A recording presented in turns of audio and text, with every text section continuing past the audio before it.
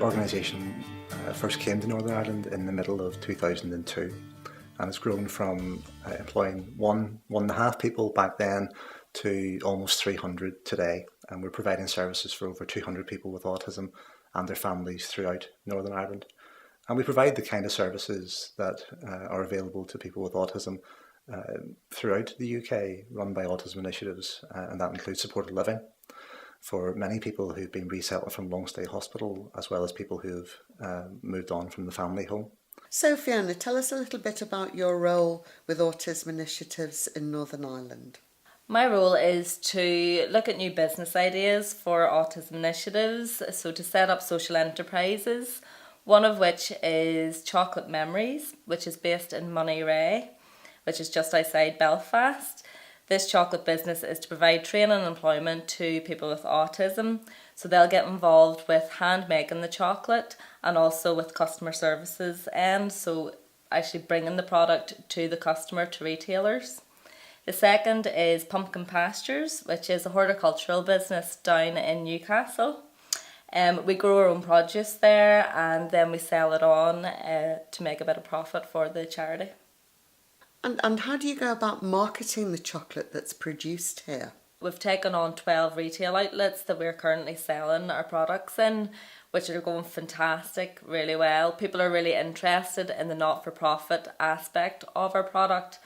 It's a local business, which is very attractive. It's not-for-profit and the chocolate is absolutely delicious. So we tick a lot of boxes for people. Business-wise, we also do wedding favours and corporate favours and gifts, which have proven really, really popular. A lot of brides want to give their favours money to a charity.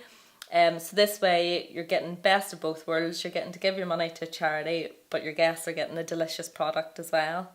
We're finding a lot of corporate businesses are coming to us for things like gifts for their speakers at a conference. They're proving really popular, and this Christmas we're getting a lot of orders in from businesses who are choosing to go with Chocolate Memories for their hampers rather than going into the likes of some of the bigger supermarkets to buy the products. So it's very successful this year.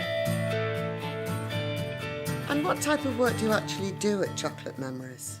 I do a bit of the wrapping, but I like sticking on the wee labels up in the clouds, best of all, and I like pouring the chocolate in. Do you think it's helped you working here then? It does. It's very good for me. It gives you another interest now if it's hard.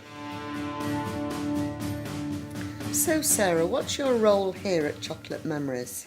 I'm the project manager here at Chocolate Memories, which sees me take an operational point of view on what we do here.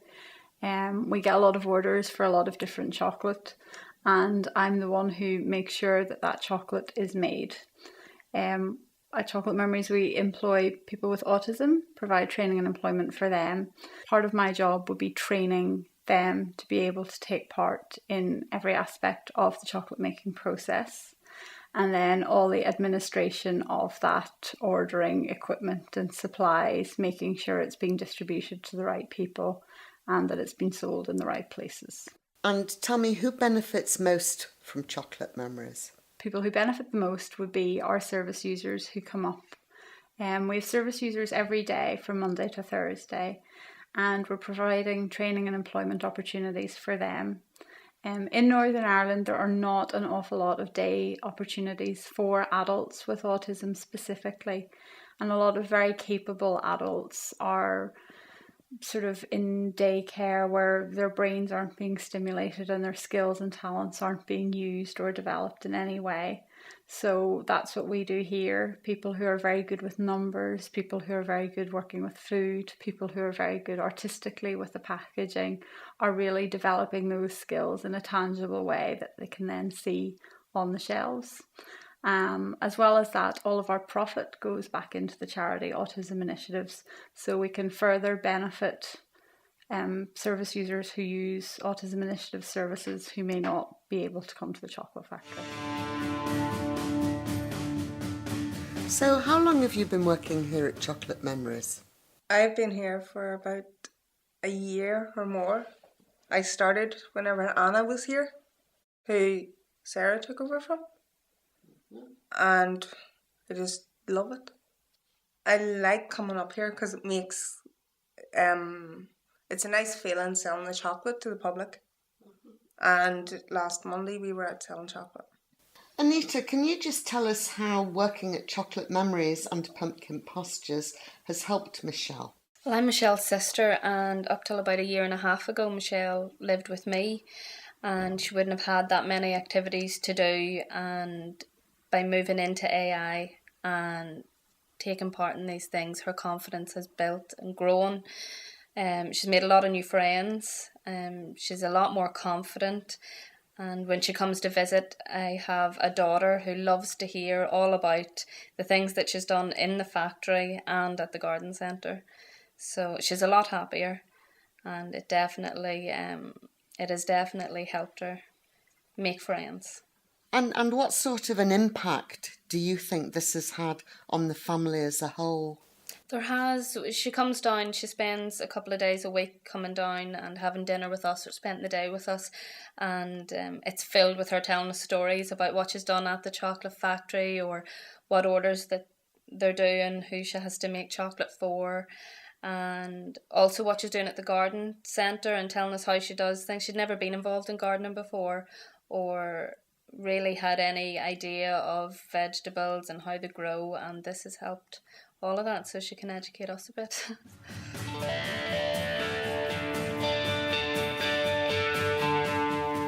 So, Margaret, what do you do here at Pumpkin Pastures? I help Amy to do digging and weeding and clipping maybe the hedges with the loppers if they're needing done. And what do you like doing best of all here? I enjoy both the digging and the weeding and clearing up after I've done that. How many days a week do you come here? I come here 2 days a week, a Thursday and a Friday. And would you come more often if you could? I would. Excellent. Margaret, thank you very much indeed. Amy, can you tell us about your role here at Pumpkin Pastures? Well, my role here at Pumpkin Pastures is to provide our service users an opportunity to come and work in the garden. And as with the nature of a garden, it's very seasonal, so no one day is the same as the one before it or after it. So I am here really to coordinate what jobs need to be done and to give the service users as fun a day as possible whilst providing the service of developing the garden. And how has this developed since you first started working here? Well, when I started just over a year ago, there was a field with weeds, and we have literally built the garden up off the ground over the winter. So it was a hard old slog, but we got there eventually.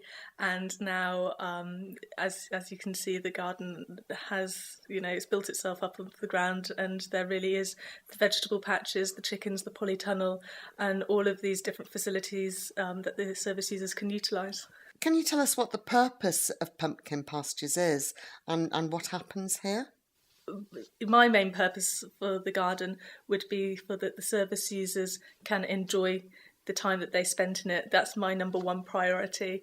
And then afterwards, if we manage to grow vegetables and if we manage to grow flowers that we can then give back to the units and sell to the public, then the more the merrier, it's better.